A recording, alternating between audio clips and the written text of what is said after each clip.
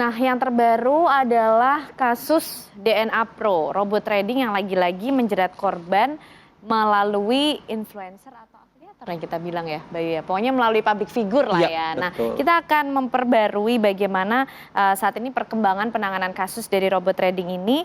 Sudah hadir para narasumber kita pada pagi hari ini, ada Kombes Gatot Repli Handoko, Kabag Penum di Humas Polri, dan juga ada Mas Doro Kakung Wicaksono, pegiat media sosial, serta Mbak Bunga ya, korban robot trading dari DNA Pro.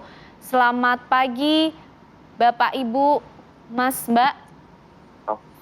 Sehat semuanya? Baik. Saya mau ke Pak Gatot.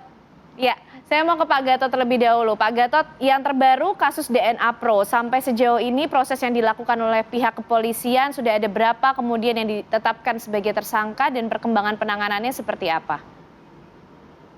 Baik Mbak, jadi update sampai hari ini penyidik sudah melakukan beberapa pemeriksaan terhadap para korban, pelapor, juga ada beberapa dari yang pertama kemarin kita melakukan pemeriksaan terhadap public figure inisialnya IG. Nah di situ ternyata penyidik juga mengembangkan kasus ini, ternyata ada beberapa juga public figure yang tersangkut dalam kegiatan DNA Pro ini. Seperti tadi sudah disampaikan bahwa nanti dalam minggu ini ada beberapa lagi public figure yang akan dimintai keterangan oleh penyidik di Pedeksus Barreskrim Polri. Jadi inisialnya sudah disampaikan, ya, yang pertama ada RB dan LK, kemudian BS, kemudian Y, kemudian N, dan R. Nah, terkait dengan para tersangka sudah dilakukan penahanan 4 orang. Nah, ini juga penyidik juga melakukan koordinasi dengan Dipu Binter terkait adanya dugaan pelaku yang sudah berada di luar negeri. Itu dengan menggunakan penerbitan red notice. Demikian, Mbak. Oke. Nah, Pak Gatot, modusnya itu sebenarnya bagaimana sih Pak? Si para pelaku ini menjerat para korbannya? Baik Mas, itu tetap hampir sama dengan pelaku binary option atau robot trading ilegal yang sudah ditangani Direktorat Pidana Ekonomi Khusus Barreskrim beberapa waktu yang lalu. Tetap mereka menggunakan flexing, kemudian dengan sistem bronzi, dan juga menggunakan beberapa public figure untuk mempromosikan, kemudian menyampaikan bahwa kegiatan ini seolah-olah legal, padahal kegiatan ini setelah di cross check itu ternyata adalah ilegal. Demikian, Mas. Oke, Pak Gatot, ini kan ada pengaruh artis ya Pak, atau influencer yang kemudian digunakan oleh aplikasi robot trading ini untuk bisa mempengaruhi para korban sehingga ingin bergabung. Nah, sebenarnya peran mereka dalam aplikasi robot trading ini, dalam jalannya penawaran kepada korban-korban ini seperti apa sih? Ya, namanya upaya untuk memberikan kepercayaan kepada masyarakat bahwa seolah-olah kegiatan robot trading ini adalah legal, yaitu salah satunya dengan menarik para influencer atau public figure yang seolah-olah yang bersangkutan itu adalah bagian daripada kegiatan yang resmi dilakukan oleh DNA Pro ini. Demikian, Mbak. Berarti imbal baliknya dari si para pelaku ke para influencer ini bentuknya materi gitu Pak ya? Ya, diantaranya materi. Tapi nanti kita tunggu dari hasil pemeriksaan. Dalam minggu ini ada beberapa yang akan diminta keterangan oleh penyidik public figure tersebut. Oke, baik. Kami geser dulu ke Mbak Bunga. Mbak Bunga, ketika memutuskan untuk mengikuti DNA Pro ini, apakah mungkin salah satunya karena melihat dari beberapa tokoh public figures yang mengendorse begitu ya dari DNA Pro ini? Iya, saya juga termasuk ke dalamnya ya. DNA Pro ini benar-benar sangat pintar ya Mas dalam menggait member-membernya ini.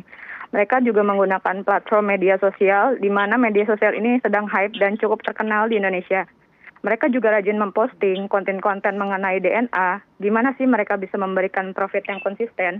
Member-member yang tanda kutipnya itu bukan orang biasa juga sudah banyak join ke DNA, serta DNA ini menjadi sponsor salah satu tim sepak bola di Indonesia. Selain itu juga ada band, di mana band ini tuh tidak memiliki citra jelek di mata publik, tidak memiliki track record yang jelek. Mereka juga menjadi salah satu bagian pengisi di jingle DNA. Hal itu membuat saya tertarik. Mereka tuh sangat open banget mas ke publik, di mana seharusnya kalau memang mereka tidak niat untuk tidak baik gitu ya, memiliki niat yang tidak baik, mereka tidak akan mungkin se-open itu ke publik. DNA juga gencar promosinya. Menurut saya itu tepat momen ya, karena Indonesia itu sedang dilanda pandemi beserta efeknya itu selama 2 tahun. Dan 2 tahun ini tuh waktu yang sangat lama gitu, di mana orang-orang itu banyak kehilangan pekerjaan. Hampir seluruh aspek kehidupan di masyarakat itu hancur. Orang yang punya uang pun tuh juga bingung mau dikemanain duitnya gitu. Nah, DNA ini diharapkan oleh banyak masyarakat sebagai tanda kutip penolong di kala pandemi. Selain itu juga saya tertarik karena founder dan top leader itu tuh banyak banget ya flexing. Kayak flexing kekayaan, dekat dengan artis, ya yang kita ketahuin aja lah. Ada salah satu founder yang memberikan sejumlah uang dengan nominal yang besar itu ke anak seorang artis, yang artis ini juga cukup terkenal gitu, yang baru saja lahir. Dan juga seringkali founder dan top leader ini nih flexing mengenai financial freedom. Nah, tentunya hal ini tuh membuat masyarakat itu banyak menggiurkan gitu kan, menggiurkan, termasuk saya. Gitu sih Mas. Oke. Nah, kalau Mbak Bunga sendiri ketika registrasi sebagai member gitu ya, apakah langsung ke adminnya DNA Pro atau mungkin sistemnya sama kayak binary option kemarin? Ada afiliator-afiliator yang akhirnya bisa menerima membership itu. Nah, itu dia. Setelah saya tahu flexing dan segala macam info-info mengenai DNA, saya itu menghubungi salah satu top leader, di mana top leader ini tuh membawahi banyak downline, banyak member-member di bawahnya. Dan top leader saya ini merupakan salah satu karyawan di salah satu BUMN yang ada di Indonesia. Saya juga tidak langsung bergabung dengan DNA kan awalnya, tapi nanya-nanya dulu. Tapi top leader ini tuh menjelaskannya dengan sangat detail dan juga dia itu sangat halus gitu mengajaknya. Jadi saya juga tertarik gitu untuk menempatkan duit saya di DNA. Oke. Memang janji returnnya berapa sih Mbak? Kalau janji return itu profitnya itu sekitar 0,5 sampai 1% ya. Seperti yang sudah dijelaskan sih, yang dijelaskan ke saya per hari. Tapi nggak selalu, tapi konsisten gitu. Maksudnya nggak harus bilangan itu nggak harus selalu pasti. Tapi pokoknya di range antara 0,5 sampai 1%. Dan itu pasti dijamin untung begitu ya setiap hari gitu ya? Iya betul. Oke. Mbak Bunga sudah ikut atau sudah join di DNA Pro ini sejak berapa lama Mbak? Dan kalau kami boleh tahu kerugiannya sampai sekarang sudah berapa banyak? Saya gabung di DNA itu baru Desember. Tapi baru mulai aktifnya itu pada saat Januari. Karena kan Desember itu DNA itu sedang semacam libur. Dan baru beroperasional lagi itu pada saat Januari. Kalau untuk saya sendiri, saya ikut di akun Gold dan juga akun Crypto, di mana masing-masingnya itu dengan nominal yang paling bawah, yaitu sekitar 9,9 juta. Di mana 9 juta ini untuk sebagai modal kita dan juga 900 ribunya untuk pembelian robot. Dan sekarang sih belum untung ya Mbak terhitungnya, karena kan masih baru bergabung gitu. Dan saya juga nggak punya downline sih, jadi nggak ada keuntungan kayak gitu. Oke. Jadi total nilai invest yang Mbak Bunga sudah spend gitu ya, sudah keluarkan berapa Mbak dari Januari itu? Sekitar 19,8 jutaan sih. 19,8 juta? Iya. Oke, saya mau ke Mas Wicak dulu deh. Mas Wicak, ini influencer-influencer yang digunakan dan sekuat itukah memang Mas mereka mempengaruhi masyarakat kita di tengah kondisi pandemi, menjepit kondisi perekonomian juga mungkin? Ya, influencer marketing sebetulnya adalah praktek yang lazim di semua industri ya, termasuk industri perdagangan saham. Kenapa influencer marketing ini dipakai? Karena kalau para penyedia platformnya yang mempromosikan, tentu saja masyarakat atau calon konsumennya belum percaya. Nah, maka digunakan influencer.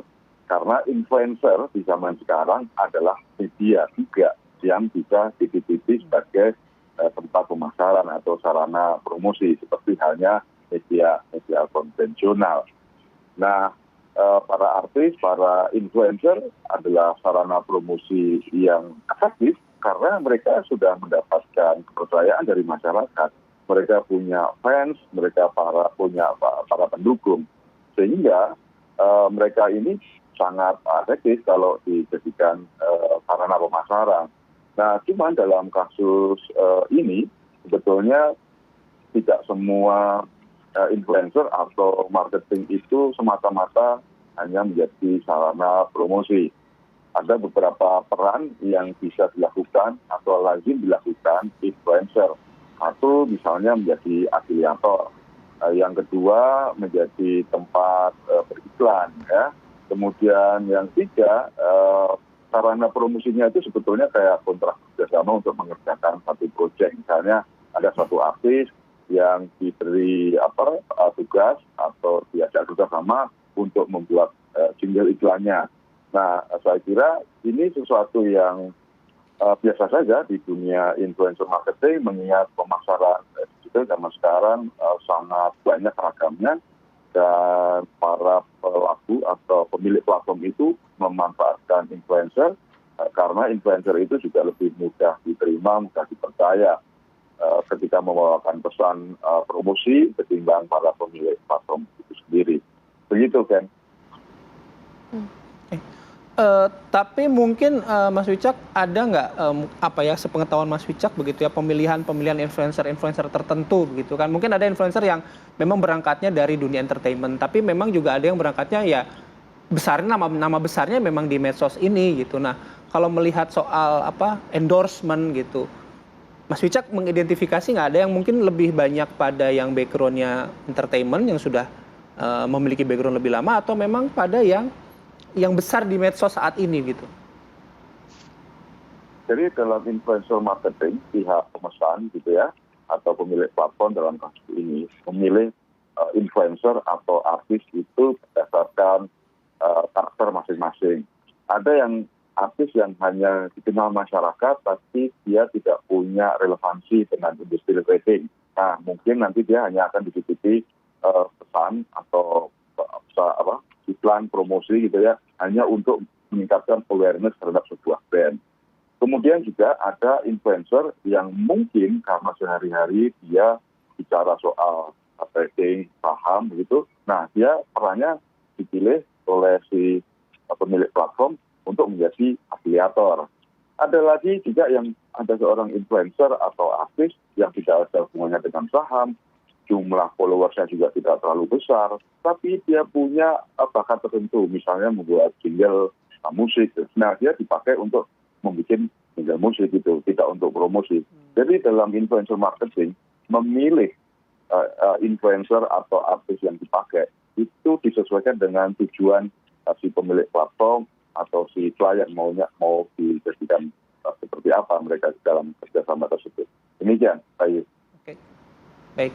Nanti kita lanjut lagi ngobrol, Mas Wicak, Mbak Bunga, dan juga Pak Gatot. Tapi kami harus jeda terlebih dahulu. Apa kabar Indonesia Pagi akan kembali sesaat lagi.